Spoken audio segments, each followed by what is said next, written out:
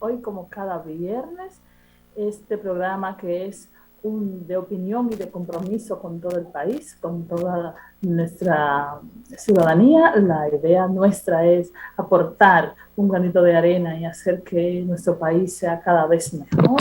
Así que gracias por estar con nosotros hoy, como cada viernes, donde conversamos de educación, de cualquier tema en el ámbito educativo, pero temas que son relevantes, que son de interés, en los cuales entendemos que tenemos que dar esa mirada de educación, esa mirada en el ámbito de cómo estas informaciones y estos hechos se reflejan en la conducta humana y en la convivencia humana para intentar analizar estos puntos de vista que nos permitan contribuir un poco a lo que es esta educación, que aunque nosotros conversemos aquí siempre de temas que a veces ustedes puedan pensar que hablan de educación y a veces no tienen que ver, pues siempre tienen que ver, pues la educación es integral y no es solamente educación sistemática a la que estamos acostumbrados a hablar como tipo educación universitaria o educación a nivel primario, sino que nos educamos a lo largo de toda la vida y eso es una parte muy importante que nosotros queremos que nos quede, que lo tengamos presente. Siempre podemos aprender y de todas las situaciones podemos aprender. Esta semana hemos tenido un tema para aprender que es bastante triste porque se trata del caso y la muerte del ministro de Medio Ambiente, y eso para mí ha sido una cosa bastante dura, terrible, lamentando muchísimo la muerte de este dominicano, igual que la muerte de cualquier dominicano. Sin embargo, él estaba en una posición relevante, en una posición en la cual él podía hacer muchísimo por nuestro país, y qué pena que no esté con nosotros. Habría que analizar todas las condiciones, porque todas esas muertes son difíciles y son intolerables. No tendría que haber ni una única razón que justifique la muerte a destiempo de una persona. Estos días hemos hablado muchísimo sobre lo que tiene que ver con la violencia. Nuestro país está inmerso en un proceso de cada vez más violencia a nivel de todos los ámbitos. Escuchamos cuánta violencia hay en las escuelas, leemos todo el tiempo de cuánta gente muere en accidentes de tránsito, eso también es violencia. Vemos cómo las personas se tratan, vemos cuántas personas mueren, cuántas mujeres mueren a mano de sus maridos, también por violencia. Entonces, tenemos tantas situaciones de violencia en nuestro país que realmente tenemos que seguir trabajando el tema y tenemos que conversar sobre eso, porque la educación es transformadora y cuando se ha educado, la evidencia de esa educación es un cambio de conducta. Entonces, a eso queremos nosotros apostar en este programa que es un compromiso con un país mejor, fundamentado eh, en los valores duartianos. Por lo tanto, nosotros queremos contribuir a que este país de Duarte sea mucho mejor. Y cuando hablamos de que sea mucho mejor, nos estamos refiriendo a que podamos vivir con más paz, sin menos violencia, que podamos tranquilamente caminar por el parque. Ahora, a raíz de todo esto, nos llegó a todos no sé si a ustedes les habrá llegado, pero a los diferentes chats, tipo cadenas, llegaron muchísimas, ya tenemos aquí el listado, el lujo, hoy nos vamos a dar el lujo de conversar con nuestro querido Jacinto Ascensión. Muchas gracias por acompañarnos, querido Jacinto, bienvenidos. Eh, Gracias por conversar con nosotros hoy. Saludos, muy buenos días, querida amiga Paula Xiomara Méndez, Así una es. gran comunicadora de este espacio Voz para el Cambio. A todos los amigos ahí presentes, siempre que están pendientes de lunes a viernes, siguiendo las reflexiones, las opiniones que tenemos a partir de los temas que nos aquejan, los temas que tenemos ahí en la plataforma y que son el día a día de nosotros como sociedad, como país. Y creo que es importante siempre tener una opinión, tener un parecer, y más desde el ámbito educativo, desde la parte cultural, social, esa parte amplia, pero que siempre sea para ir en esa parte propositiva de cambio, de ver posibilidades, y que al final, si todos nos ponemos a uno y asumimos el rol que nos toca, entonces tendríamos una mejor sociedad. Y para eso estamos. Así es, don Jacinto. Y mire, ahora mismo en estos días nosotros como que vemos tantos casos y tantas cosas y podríamos nosotros decir, caramba, no tenemos mucha esperanza de que algunas cosas cambien, sobre todo esta crisis social que vive nuestro país, esta violencia en todos los órdenes, donde nos hemos acostumbrado incluso al maltrato. Ya nos hemos acostumbrado a que nos hablen mal en cualquier lugar, a que nos hablen fuerte, a vivir con esa agonía y ese estrés y esa locura, a entender que la gente acelere y no te deje cruzar en una calle y casi te lleva, y ver eso como normal y no inmutarnos. Y eso sería una cosa que a lo mejor 2 segundos te habrían atropellado el coche, por ejemplo, y a verlo como normal. Entonces, eso es peligroso, estarnos acostumbrando a ver situaciones tan graves como algo normales.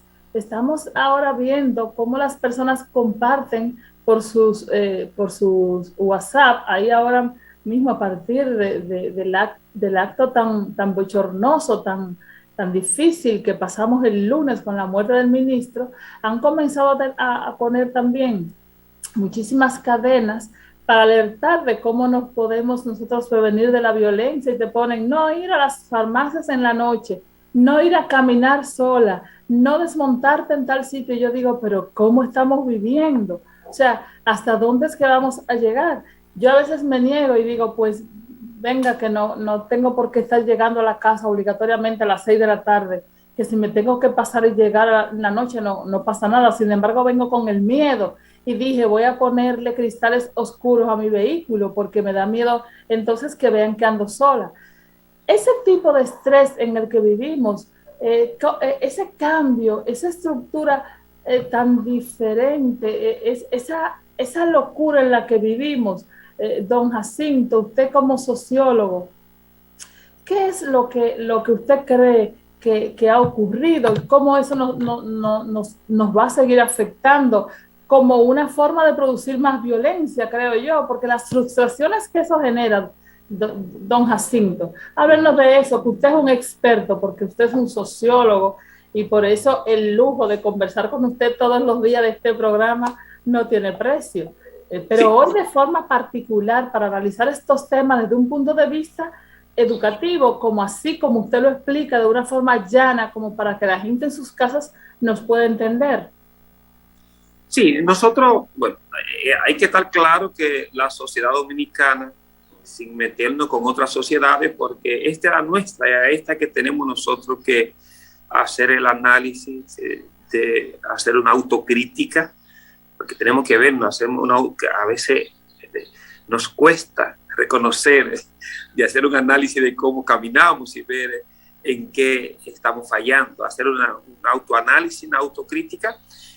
Cuando uno mira la sociedad dominicana en los últimos 40 años, yo recuerdo, yo recién llegaba a Santo Domingo, aquí a la capital, estoy hablando cerca de 25 años, uno veía el modo de vivir del dominicano, la gente tenía esa ansia de querer emigrar, viajar hacia los Estados Unidos.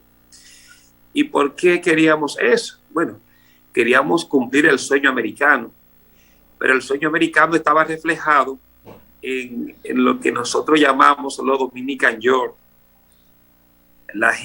Mucha gente que emigró de San Francisco de Macorís, de la parte de Higüey, a hacer dinero de manera ilícita en esos países. Y luego entonces esa gente venían al país a exhibir esas riquezas con las grandes cadenas de oro, grandes vehículos. Y ya ustedes saben lo que implicaba eso en el bajo mundo allá en Estados Unidos. Y ese era el modelo. Y cuánta gente inclusive quería irse en Yola y se fueron en Yola vía Puerto Rico y de Puerto Rico a Estados Unidos. Entonces esos eran los modelos, el ejemplo. Entonces ese afán por el lucro y por el tener, porque la gente decía, bueno, yo voy a estudiar, hago una carrera y sin embargo no logro tener la bonanza para tener un estilo de vida como tiene que ser. Y sin embargo esta gente que lo conozco en la esquina, que es de un campo, que es de un pueblo, que es de un barrio, ya se fue en una yola, pero ya en 5 años vino al país exhibiendo que también le fue en ese país. Lo mismo ya en otra onda, pero cuántas mujeres salían fuera del país, inclusive a las islas, estas islas, prácticamente a prostituirse, buscando un mejor porvenir, pero fíjate de qué manera. Y luego esto la sociedad lo fue aceptando, lo fue asumiendo y la gente entonces quería salir del país. Cuando tú mezclas eso con un sistema educativo de precariedad en el país, cuando tú mezclas eso con unos políticos que tú los sumas todos, tú puedes hablar desde los tiempos de Balaguer, vamos a ver cuántas personas se hicieron multimillonarias en ese gobierno, depredando los recursos del Estado, las propiedades, todo.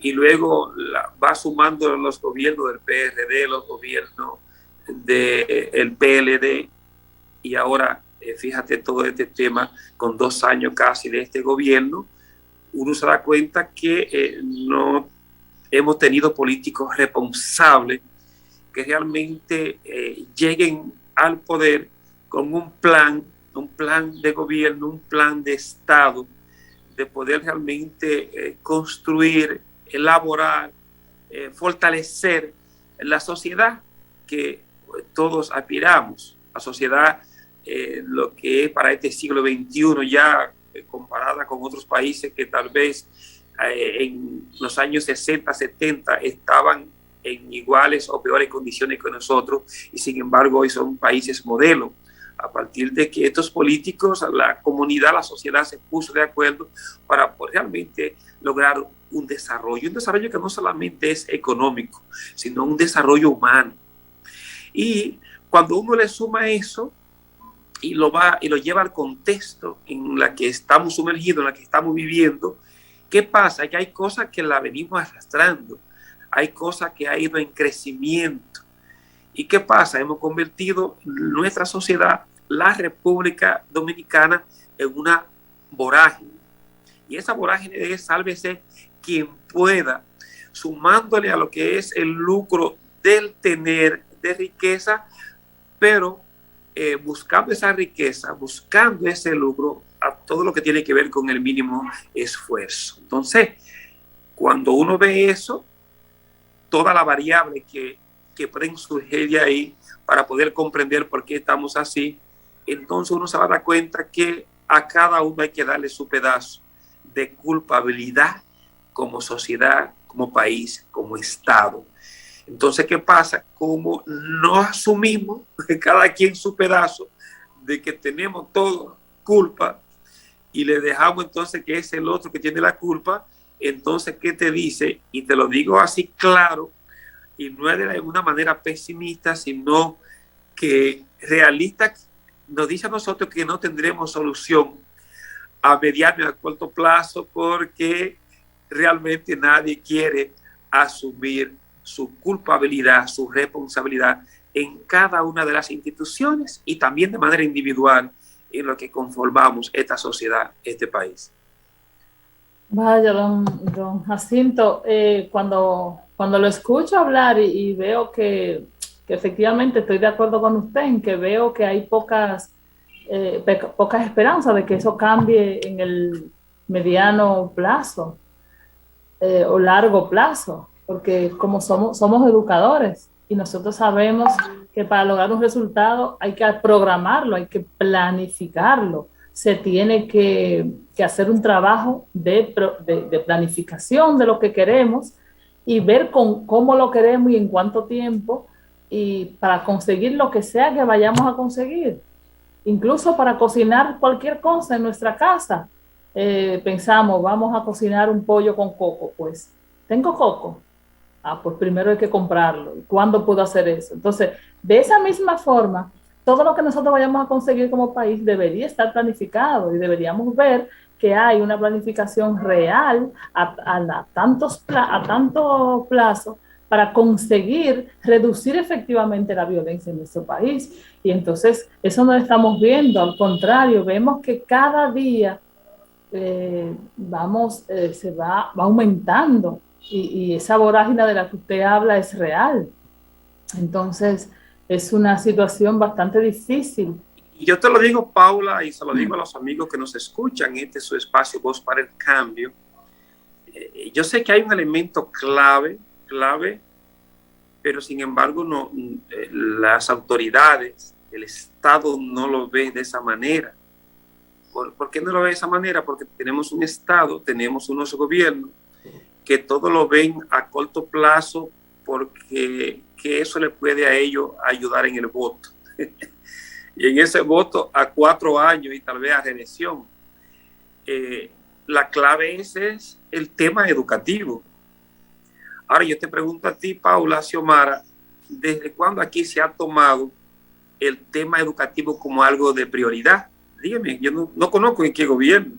A veces queremos pensar que se tomó como algo importante con el 4%, pero eso es una falacia, eso es mentira. Tú preguntas y ves qué se ha hecho con el 4% y no es más que hacer ricos a muchas personas. A la gente de poder, a los empresarios, son los que se han aprovechado de ese 4%. Por eso no ha incidido en nada en lo que es la mejora ni la calidad educativa.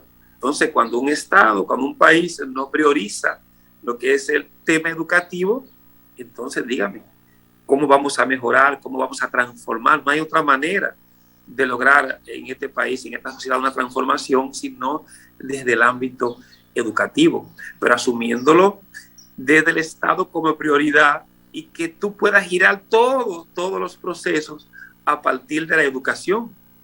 Que el eje central para motorizar una transformación sea desde la educación, y eso aquí no lo estamos mirando, y tú que eres educadora y lo sabes, sí. Tú que eres maestra y estás en los centros, fíjate, al final lo que estamos formando a nuestros estudiantes es para que por lo menos se puedan insertar en el mundo laboral, para buscar un empleo, pero no está pendiente lo que es la transformación del individuo, que conlleva la transformación social, con una manera de pensar diferente, con un sentido humano, con un sentido desde el cosmos, desde el medio ambiente, desde la interrelación con todo lo que somos como mundo. Eso no está en la cabeza de ningún estudiante. Y cuando un estudiante termina, lo que logran escalar y llegar a salir con una carrera universitaria, al final es qué puesto necesito para poder alcanzar esos beneficios. No me veo desde una formación a partir de una vocación que la voy a poner al servicio y de ese servicio de lograr una transformación en esa cuota que yo como individuo con una carrera formado pueda aportar a mi país. Yo le voy a decir algo. Tengo amigos que estudiaron la carrera de medicina.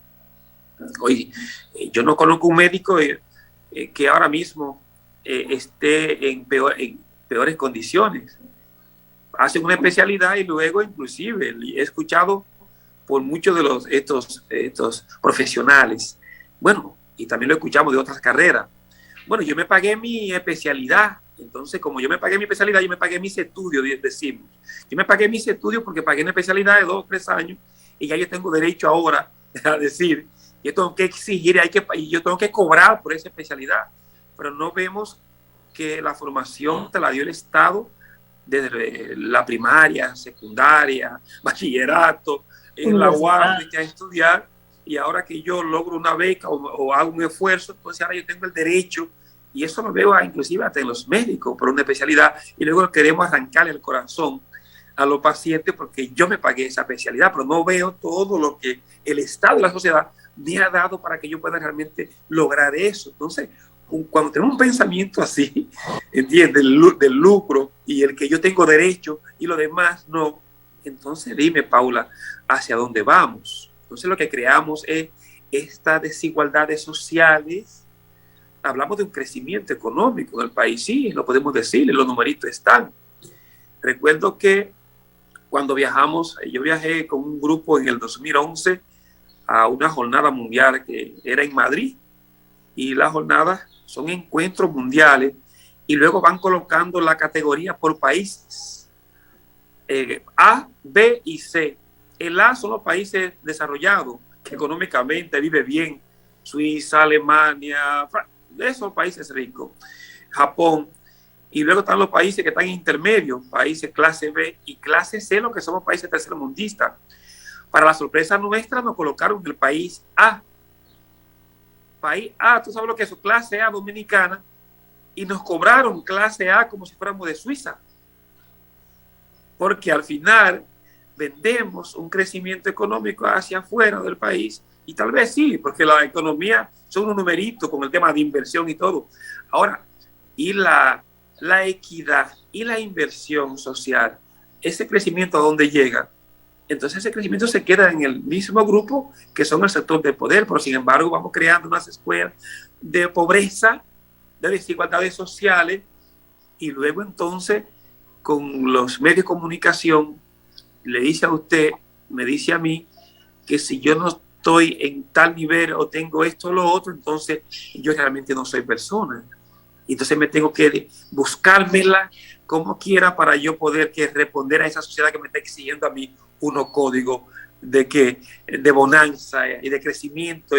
Entonces ahí tenemos entonces el gran problema social en el tema económico de la gente, inclusive aparentar o querer tener lo que nunca ha tenido o lo que ni siquiera sus posibilidades le van a ayudar a que quiera estar como la sociedad lo está pidiendo. Entonces, en esa vorágine, dime a ver cómo uno puede sentirse. Al final, explicar este contexto, explicar esta violencia, explicar esto que está embargando a nosotros como sociedad, tiene que ver mucho también con esto que estamos planteando en esta reflexión, en este espacio para el cambio en este momento.